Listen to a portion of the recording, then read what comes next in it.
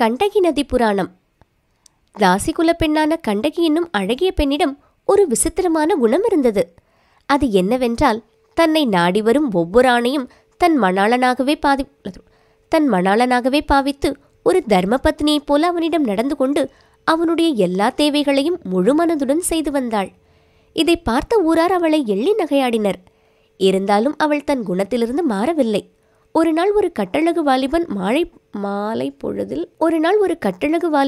மாலை பொழுதில் அவளிடம் வந்து பொன்னும் மணியும் கொடுத்துவிட்டு அவளை ஏறிட்டு கூட பாராது சென்று விட்டான்.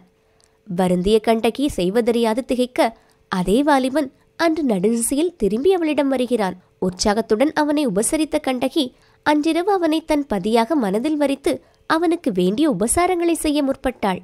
அப்போது அவன் உடல் வேர்வையால் நனைந்திருப்பது கண்டு நறுமண தைலம் தடவி அவனை குளிக்க ஆயத்தம் செய்ய எத்தனித்தவனுக்கு அவன் ஒரு குஷ்டரோகி என்று தெரிய வருகிறது.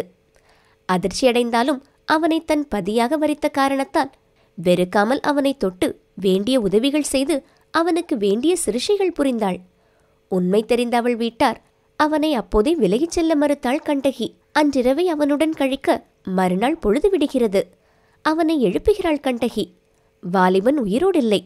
இதை கண்டு வருந்திய கண்டகி அவன் தன் பதி என்று சொல்லி அவனுடைய இறுதிச் சடங்குக்கு வேண்டிய ஏற்பாடுகள் செய்துவிட்டு பின் அந்த நாளைய வழக்கப்படி தானும் அவனுடன் உடன்கட்டை ஏறுகிறாள்.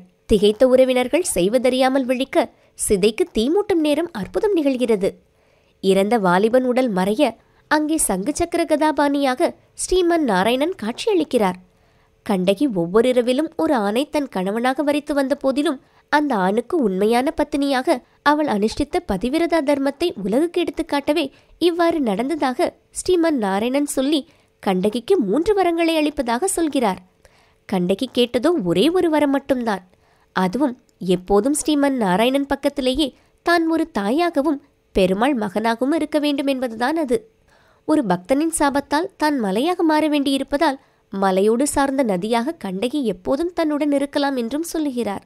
சாபம் பெற்ற நாராயணன் மலையாக மாற கண்டகி அதே பேரோடு நதியாக ஓடுகிறாள். ஒரு மலையைப் போல மலையை சுற்றி கொண்டு ஓடும் கண்டகியின் வயிற்றில்தான் சாலக்கிராம கற்கள் கிடைக்கின்றன.